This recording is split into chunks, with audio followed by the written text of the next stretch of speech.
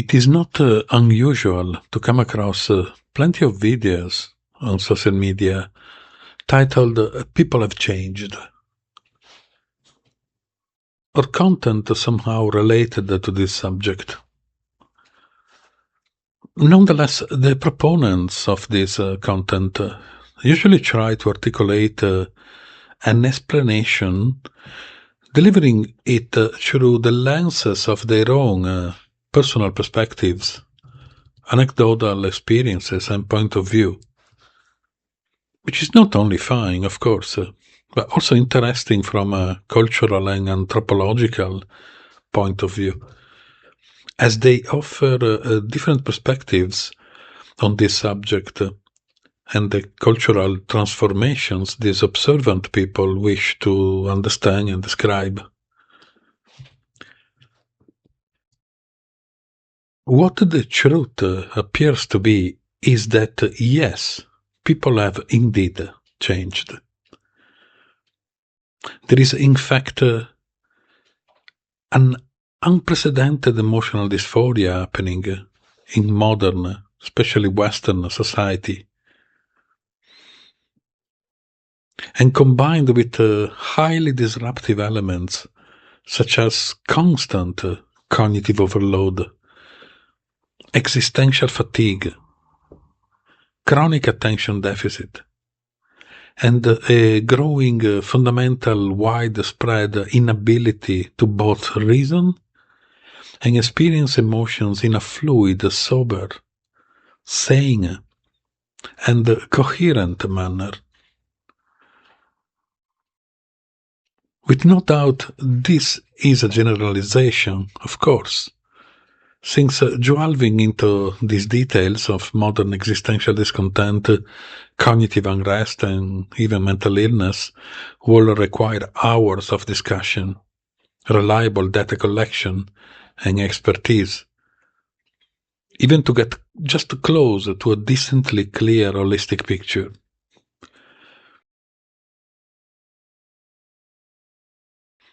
Nevertheless, at the root of today's mental distress,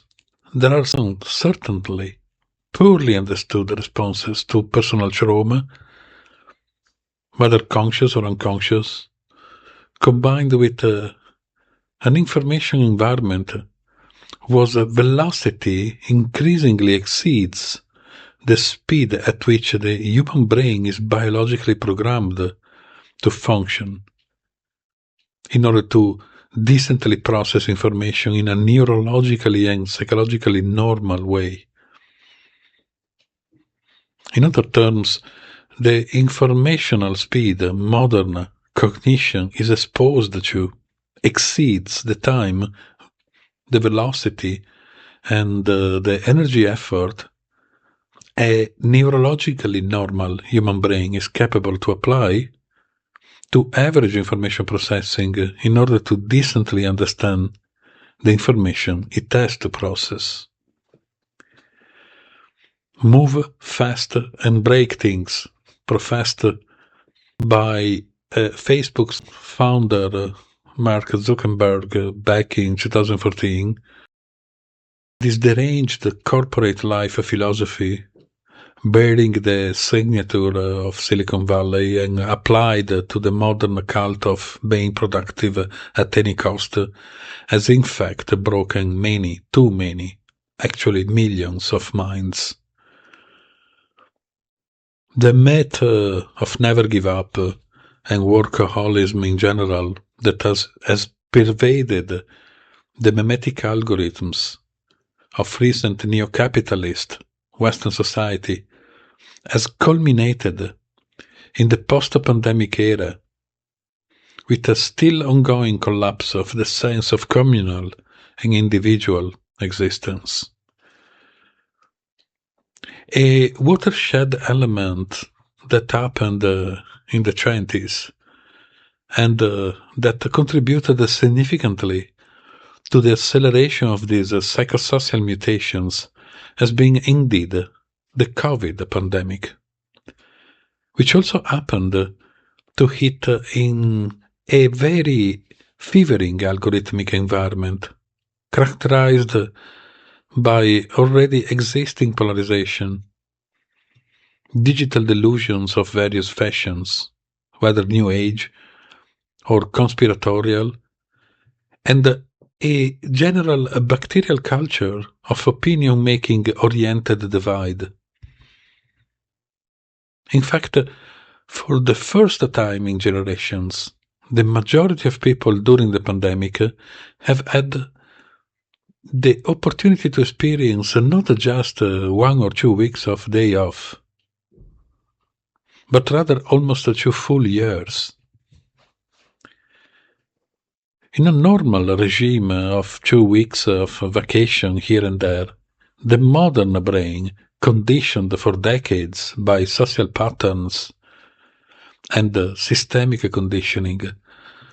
would be inclined to dive into relaxation or rather entertainment or carefree digression, therefore spending, distracting itself and then posting all the beautiful photos on social media, etc. But the same brain exposed to almost 2 years of doing nothing begins to make existential considerations about the meaning of life, the meaning of living to work and working to live, and the various absurdities for too long taken for granted, inherently linked to the superficialities exchanged interpersonally, to incessant, often nonsensical and time-wasting entertainment, to agitated consumerism, non-stop scrolling, and the perpetual rat race where experiencing burnout is considered almost a virtue. In this psychological and digital context, many people have paradoxically gained, not necessarily on purpose, a greater capacity for observation, observing how many minds inclined to virtue signal their too often false benevolent propitiations, their cults of happiness, their smiles bordering on artificiality, and their displays of praiseworthy intentions, were and still are the exact significance of what framing bias is all about. Ergo, how the information is presented has much more power than what the information itself truly is. In other words, we have been accustomed to propose the picture of what we are not for too long. And now, not necessarily due to an increase of acumen or intelligence, skills that are actually disgracefully in decline, but rather because of an overexposure to human elements of insanity, irrationality, and fakeness, more and more people are becoming more and more aware of these realities. So yes, people have changed. But what I would like to propose is certainly not an increase in the already existing sophistication and toxicity of modern cynicism. On the contrary, this enhanced capacity for observation, that we can extrapolate from today's information environment and the general insanity of modern society,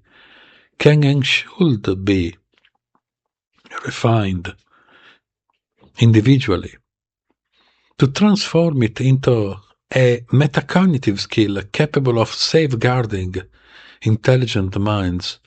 from modern falsehood and twist, thus protecting individual psychology from the ideological and algorithmic influence of our time. This is absolutely an essential skill to possess, to adequately manage information processing today and to avoid the pitfalls of future interferences and influences as we enter the era of agentic AI systems. In an information environment where the level of toxicity and radioactivity has never been this high, one has to keep in mind that the most insidious poison for mental clarity, emotional coherence, cognitive peace, and intelligence is ideology. Ideology in any of its forms, influences, types, styles, sizes, visibilities, or invisibilities.